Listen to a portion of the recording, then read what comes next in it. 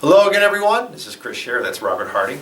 This is the final edition of the Citizens Punt, Pass, and Chat podcast Pick 6 video. Boom! Well done, Chris. Yes, you should have said bowl. This is Super Bowl. Yes. For those of you who have been under a rock the last couple weeks, and I'd like to think that none of us have been under a rock, but this is the Super Bowl. This is the game that we've all been waiting for.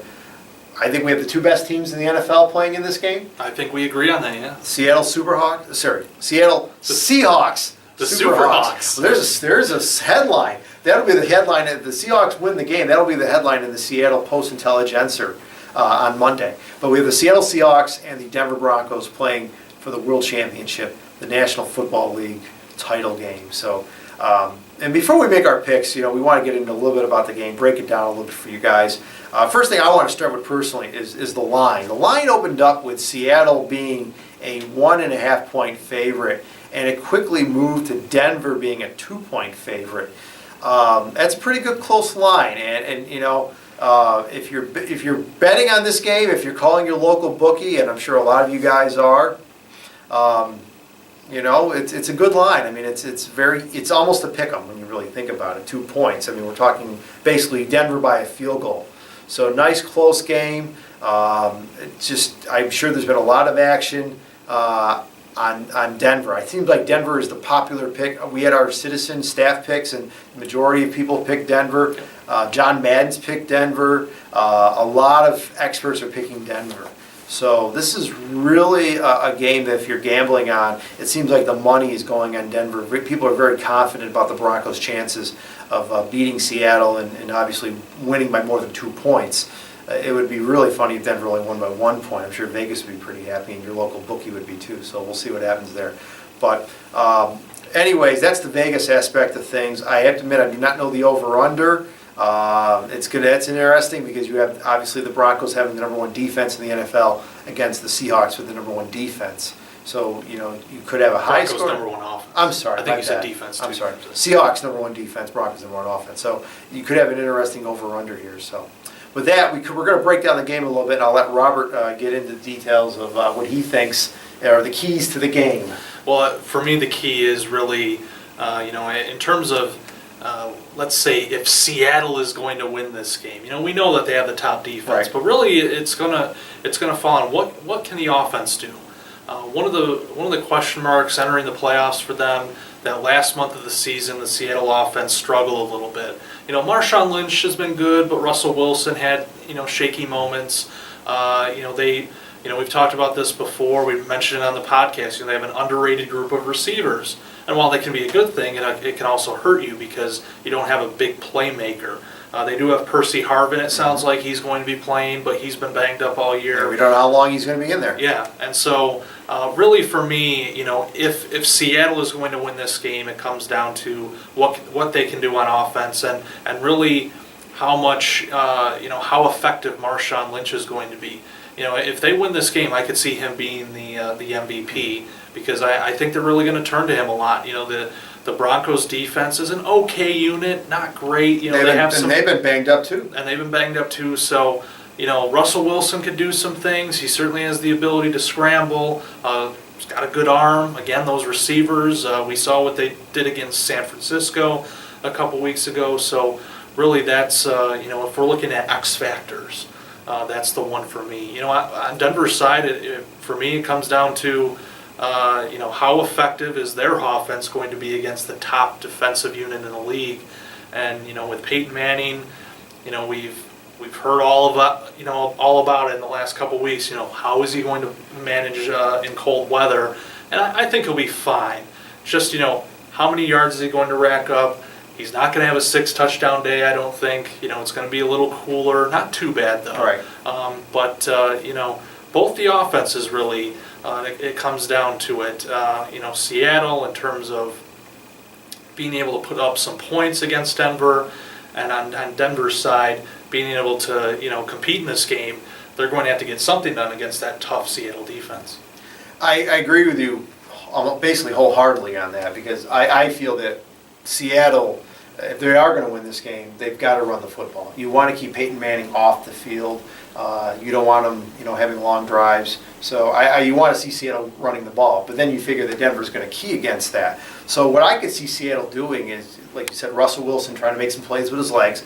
I think the short passing game is going to be important here. I don't think Seattle needs to be throwing bombs or going 40 yards downfield on one play. I think if they take underneath patterns, passing patterns, 5 yards at a clip there, then I think what's going to have to happen is Denver's going to have to bring up their safeties, which could open up the longer passing game. But then I think it's going to open up the run. I mean, a lot of teams will use the pass to open up the run. And ultimately, like you said, Marshawn Lynch, if Seattle's going to have an MVP in this game, it's most likely going to be Marshawn Lynch.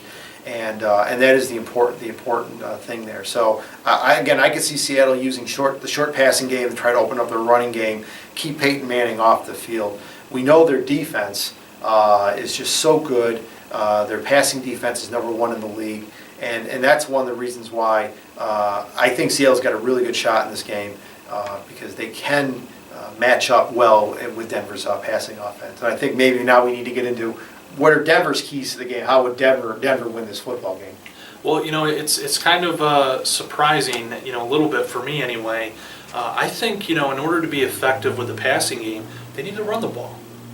And that might surprise some people, thinking of, well, gee, you've got Peyton Manning, the NFL MVP, you've got all these receivers. But, no Sean Moreno's been good this year. Monte Ball, they've really turned to him in the playoffs. And I think if, you mentioned a good point about Seattle. If they're going to win this game, they got to keep Seattle or Denver off the field. They got to keep Peyton off the field.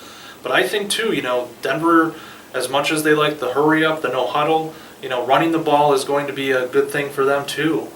Being able to, take real control of this game, wear down the defense, and put up some points. And so that's where a healthy balance, short passing game, running the ball. You have Moreno there, you have Ball. I think they really have to turn to the running game in this one. I think that'll be a key, maybe little secret for them to win this game. I think one thing that, everybody's talking about Peyton Manning and his legacy and everything, and I just think that that's really not the focus we should be taking. I think the focus for Peyton Manning is play calling. I mean, he basically calls his own plays. I mean, he audibles, and you hear the Omaha and everything, and he'll audibilize to a running play. So, what's Peyton Manning going to do with the line of scrimmage when he gets under center and he looks at Seattle's defense, the looks they're showing them? What is he going to do? I mean, is he going to stay with a passing play if that's what's called in the huddle? Is he going to audible? I think that's something that we can't overlook, is that basically that Peyton Manning is like a coach on the field. Yeah. And coaching is another factor we haven't really gotten into. We did discuss a little bit on the podcast yesterday, but I like Pete Carroll in this game. I think he's a better coach than John Fox. I think John Fox is a good coach, but I just think Pete Carroll's better. And I really think in a game like this where you have 2 weeks to get ready, coaching is so important. And I just like Pete Carroll in this game. I will say this about John Fox, though. He has been here before. He has been. And so, when you get to this point, you hear a lot about experience, and I really don't focus on that much, but, in the Super Bowl, having the experience that he had last time, I think he'll ease some of those nerves. I'm sure he'll be amped up a little bit, but, Pete Carroll hasn't, this is his first foray. Yeah, but he did coach, and I know it's not the same thing, but he did coach USC in the BCS championship game. And I know it's not the Super Bowl, right, but it's still the championship game of his sport. A lot of attention, a lot of hype. So he is familiar with that. Okay, yeah, but 100. Oh, absolutely. I will agree with you. BCS. I will agree with you. But but they're not caring. They don't care about how many people are watching on TV. I mean, what it comes down to is preparation. And I think that Carroll's team will be better prepared than Denver's team. That's just my opinion, right or wrong. So you want to do the picks now? We'll do the picks. All right, I'll go first then. So, again, I've liked Seattle from the get-go when we found out who the two teams are going to be. I just think the old saying, and it's a cliche, defense wins championships.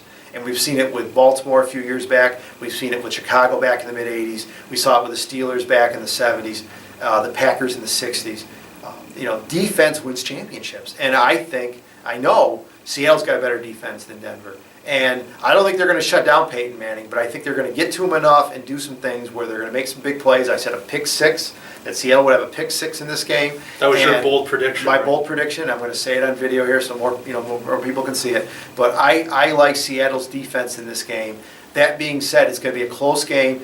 Denver's going to score some points. I like Seattle to win this game 27-24. That is the score I put on our You Pick 'em challenge online. That's what I put on there. So that's what I'm sticking with. I'm not making any changes from that. I like Seattle 27-24. My buddy Vince Vincenzo from SUNY Albany is going to be celebrating a Seahawks title after all these years. Nice.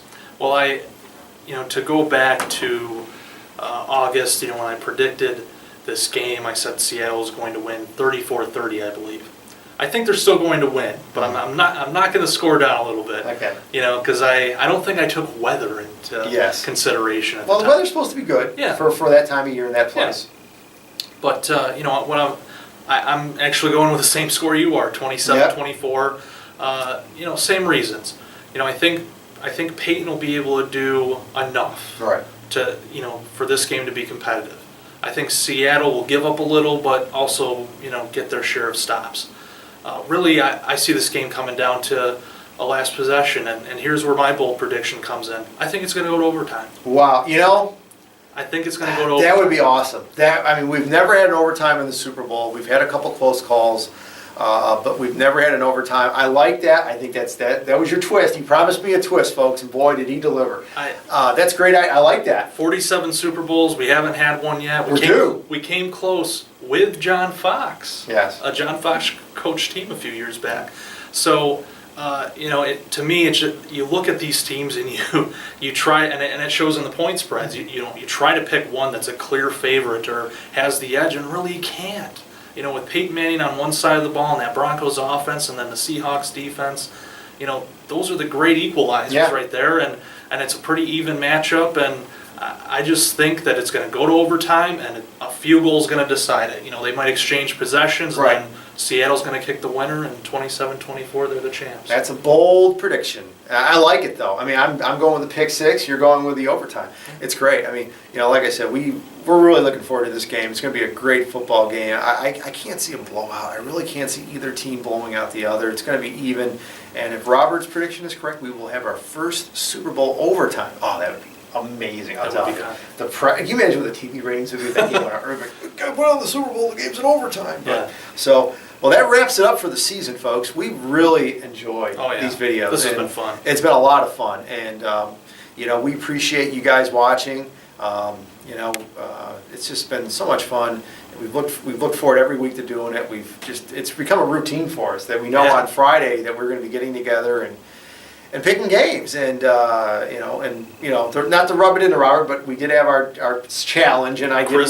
Chris did win the challenge. The gut won the challenge, and it was fun. Robert was a very worthy adversary, but we're friends, and like I said, it was just a ball. We had a great time, and we appreciate you guys watching. We hope you enjoy the game, and hopefully we will see you next September for the 2014 regular season. Take care, folks. Goodbye.